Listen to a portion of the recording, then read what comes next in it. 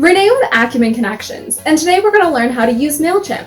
Today we'll be creating a really simple ad campaign, sort of a 30% off sale sort of flyer, but over email instead. This process is really easy and we're going to break it down step by step. So if you're new to Mailchimp, this is the video for you. So today we're going to learn how to make your first Mailchimp email.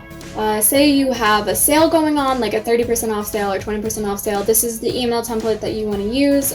This is sort of a guide on how to make one step by step. We're going to make this really easy. So first we're going to go to brand and then templates, and then we're going to go to create template. And what I really like about Mailchimp is they have a lot of options. You can go to layouts, which are pretty basic. They have text, images, columns, whatever you need, and you can fill it in with what you want. Then we have themes, which are the same ideas. It's a layout, but they've already been stylized and they can give you a good idea of what the template will look like, and maybe it'll give you a good design idea.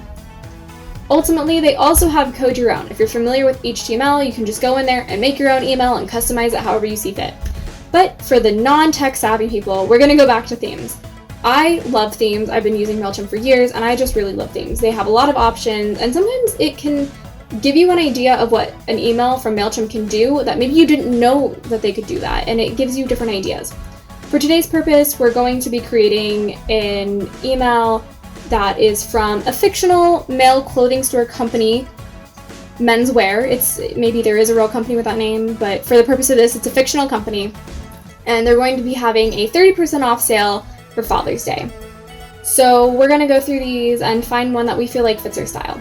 I personally really like this color box one, so I'm going to take a sneak peek at what it looks like, and I already really like the colors in this. I kind of like the grays and the blues. That really matches what I had in mind, so I'm going to go ahead and use this one. So I'll go ahead and exit out, and then I will click on it to actually create the email.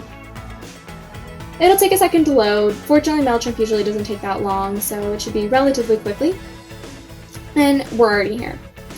So I'm going to start with the background. As you can see here, there's different blocks. You can click and drag one of these options and drop it so that you can add text. We'll go ahead and delete that. You could do the same thing with box text or a divider or images or video even from YouTube. There's a lot of different options you could do. I'll go ahead and drag this image over here because I'm actually going to want an image over there later. So we can close that. So like I said, I'm going to go ahead and start with the background. So again, we have blocks and then we have styles. We go to styles, and up at the top we have the pre-header, and then we have the header, and then we have the body, the columns, and then the footer. And that's how this is separated. So we're going to go to the header and we're going to change that image in the background. So we're going to say replace.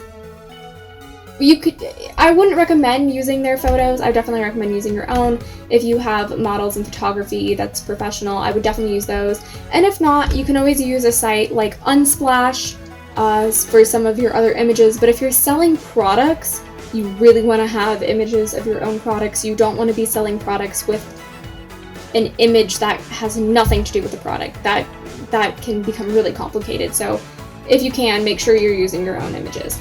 So we're going to change this to menswear, just like that. We're going to say that's the name of the company. I'm going to highlight that, change it to white text, and align it to the right so that it's actually visible. Normally I would recommend having your logo at the top. In this case, I don't have a logo for the company, so I'm just going to use the company name at the top. Regardless, you want to make sure your company name is at the top so customers know who is sending them this email. Next is the point of the email. You want that to be really, really quick to understand for customers. So we're going to upload an image, and I already have an image here. It's a really cute image. We have a father, his daughter, and it says Father's Day sale, 30% off this weekend only. So sometimes it's not happening here, but sometimes when you add an image, Mailchimp will say that the image is too large, and they'll say that you can fix it, and there'll be like a link around here, and you can just click that in the load. It'll take you to what looks something like this. It'll preset the lock dimensions to what it needs to be to send the email, and then you'll just press save, and it'll all be good to go. Like I said, that didn't happen with this image, but that is a common thing you may or may not see. And then we have some text. So I'm going to change this to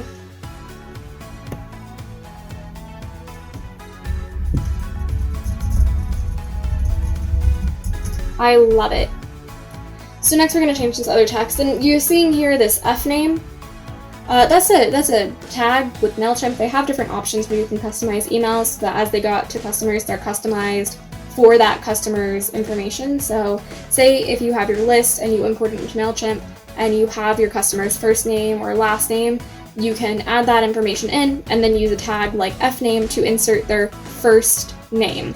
I have personally gotten emails from other companies where it still says fname, and that's just really embarrassing, so I just personally preferred to delete it and get rid of it so that there's not even an issue of that happening. So instead I'm going to write shop online or in store.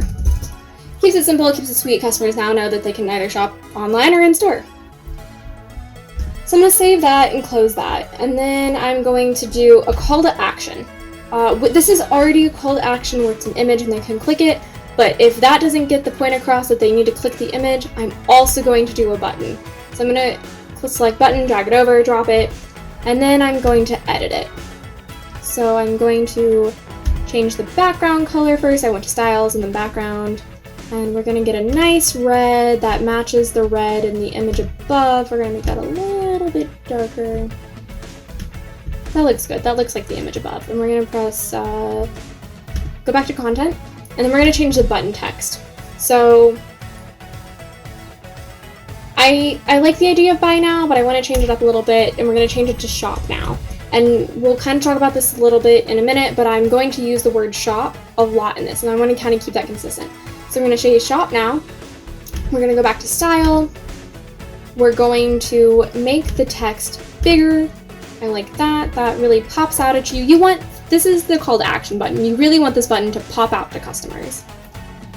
So this is popping out now, and then we're going to go to width, full width, so that button is as big as possible. Customers cannot miss it. We're going to press save. Now we're going to go down to this image at the bottom, and we're going to go back to styles. This is the column section, and we're going to replace that back image. So we have this lovely image of our model. We're going to go ahead and select that and press save. And then our shop is selling suits, casual clothing, and camping gear. And so we're going to go ahead and change this. This text and imagery up here and call to action button is great for customers who already know what they want. But for the customers who don't maybe know what they want, we want to make the sales process as easy as possible for them. We're going to give them a couple different ideas and a couple different departments that we have in our store. So I'll go to this first one. I really like this blue down here, and I want to incorporate it in these columns as well.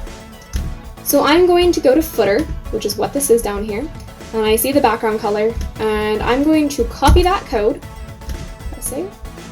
Come back to this first column, go to the style, go to the background. There it is. And I'm going to paste that code right there so we get that same blue. I really love it. Press save. And of course you can't see the text now, and so we're going to change that and fix it. I'm going to highlight that so that the formatting stays the same. I really like the text that they've used here, well, the style of the text that they've used here, and I really want to keep that the same. So this first one will be men's suit.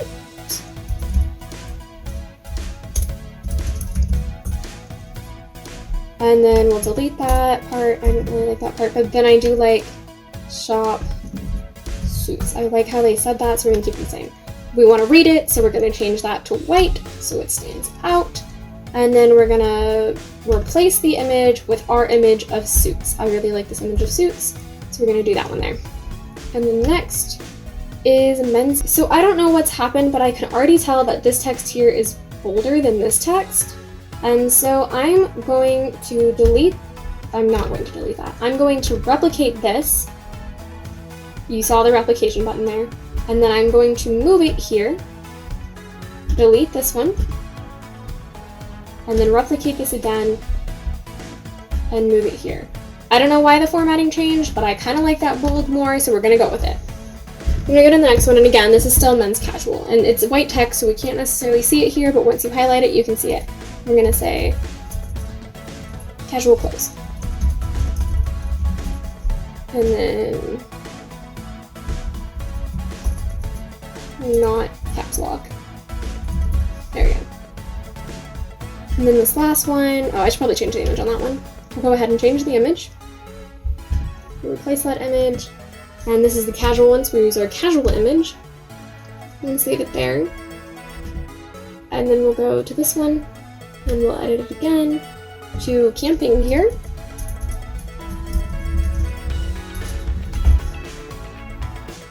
As well as shop camping. And then we're going to replace that image with our camping image.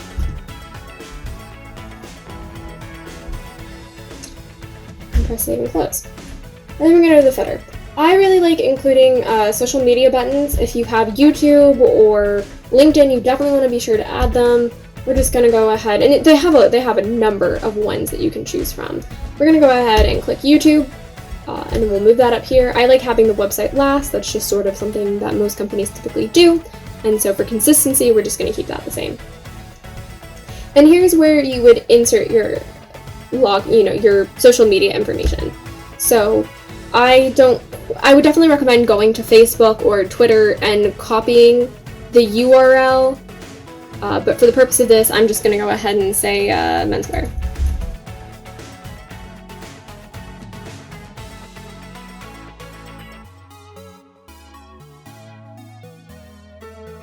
And then this website, you don't want your customers to go to Mailchimp, you want them to go to your website. So for the purpose of this, we're going to say it's www.menswear.com. We're going to press save and close. And then down here is the footer. Once you've already made an email, it'll save what your footer text is. For the purpose of this video though, I have one that I've made, and I'm just going to copy it and paste it in, and it has all of our information and a website and a way for customers to unsubscribe if they want.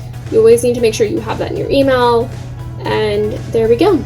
And now we're going to go back and add links because you want your customers to be able to get to your website. So we'll go to this image. If you have an image that's in the foreground, like this image, you want it to link somewhere. This image is a background image. It wasn't a drag and drop. It was under the styles. It was already preset underneath header. It was already preset there. This was one of those drag and drop images. So we're going to go and we're going to add a link. We're going to have this go to our website. .com. And then I like to go to advanced option and just do so that we know where that link is going to. It's another backup for me to make sure my links are going where they're supposed to go. So we want this to link to the web address. We don't want it to link to a PDF file. If you had a PDF file you want to send, that's where you link it to. But instead we're going to link it to a web address. So same thing.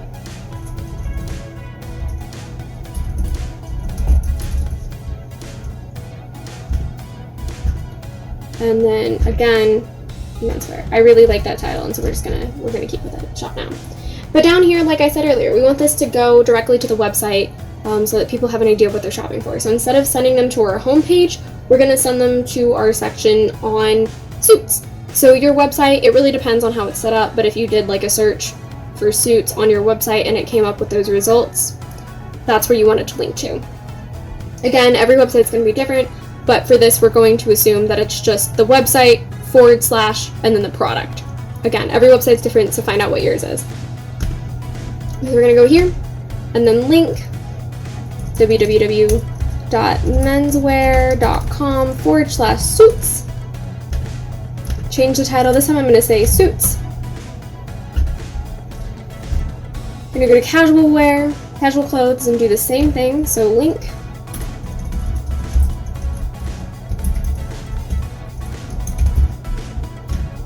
and then casual, insert, and we have camping gear, shop camping, and then we're going to go link,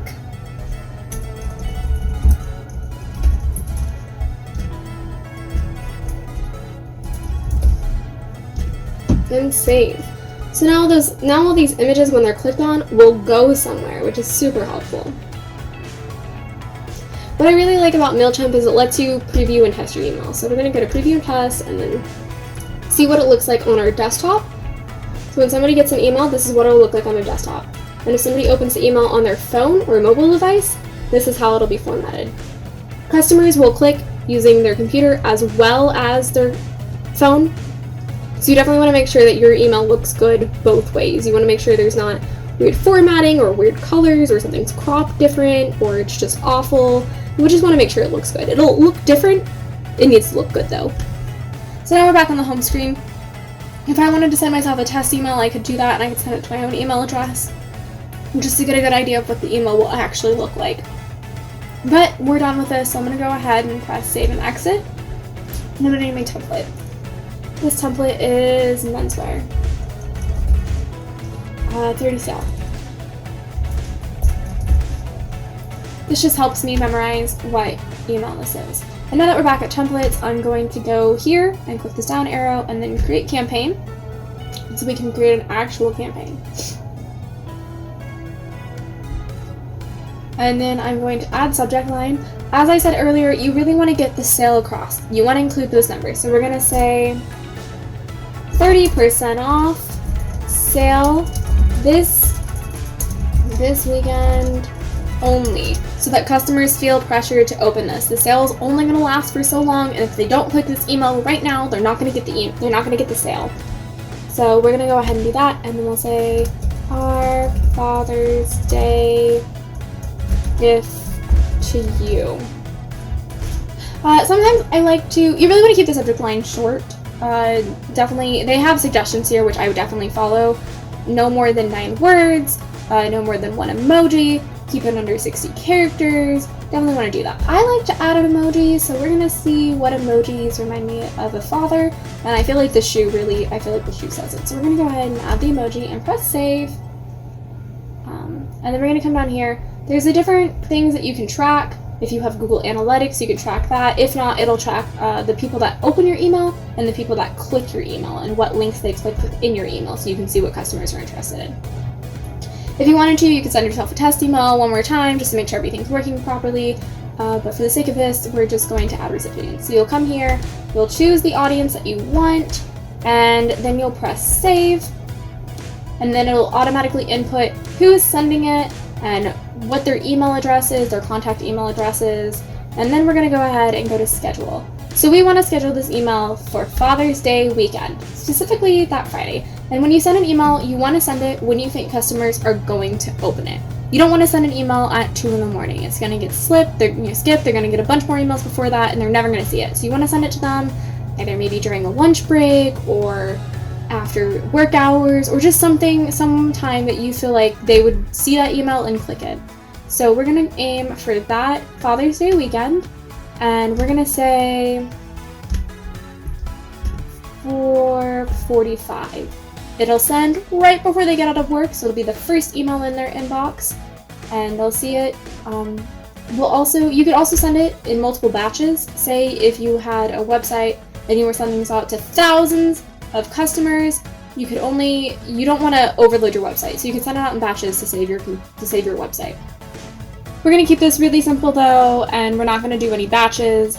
So we're going to keep 4:45 that day. Maybe people will be checking their email even before they leave for the weekend.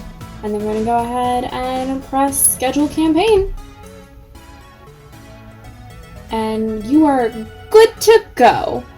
See how easy that was? When creating an email like this one, you really want to keep it simple. You want there to be an image, a call to action button, and even just a couple other buttons, all of which lead to the website. You really want to make the sales process as easy as possible. No one likes feeling like they're stuck or can't figure out how to find the website to buy products from you. The simpler you keep it, the more people are more likely to buy. When you send your very first email, not all of your customers are going to open it or even click the link to go to your website, and that's okay. We talk a little bit more about this in the blog, so be sure to check that out. But the national average is about 2%. It's 2 point something to be specific for the click-through rate. So if you're above that number, congrats, your email is doing great and your customers really love your brand.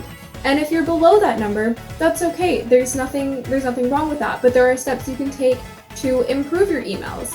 Be sure to check out our blog for information and ways that you can improve your emails.